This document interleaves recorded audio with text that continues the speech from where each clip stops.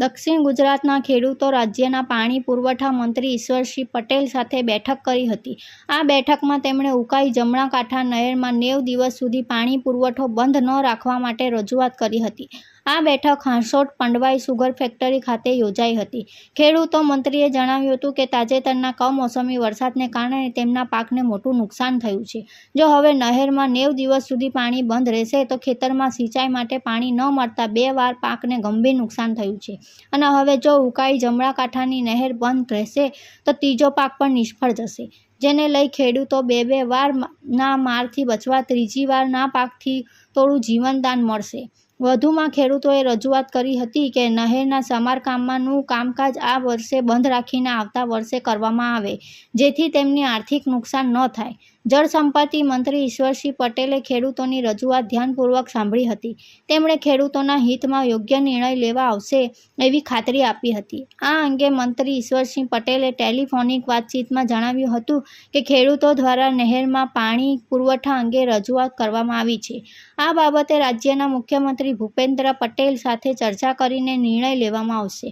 ઉલ્લેખનીય છે કે તંત્ર દ્વારા 1 ડિસેમ્બરથી 28 ફેબ્રુઆરી દરમિયાન નહેરના સમારકામ માટે પાણી પુરવઠો બંધ રાખવા અંગે આગામી દિવસમાં પાણી પુરવઠા મંત્રી ઈશ્વરસિંહ પટેલ અને ઉકાઈ જમણા કાંઠા નહેર વિભાગ વચ્ચે બેઠક યોજાનાર છે, જે બાદ નહેર અંગેનો નિર્ણય કરવામાં આવનાર છે। ત્યારે 2 પૂર્વ ખેડૂતો દ્વારા પાણી પુરવઠા મંત્રી શ્રી સમક્ષ રજૂઆત કરી છે।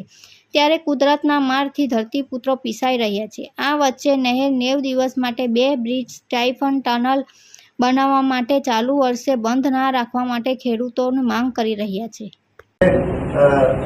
મૂળિયા કરવા જાય તો આખું તૂટી જાય, તૂટી પડતો તો કોઈના હાથમાં નથી।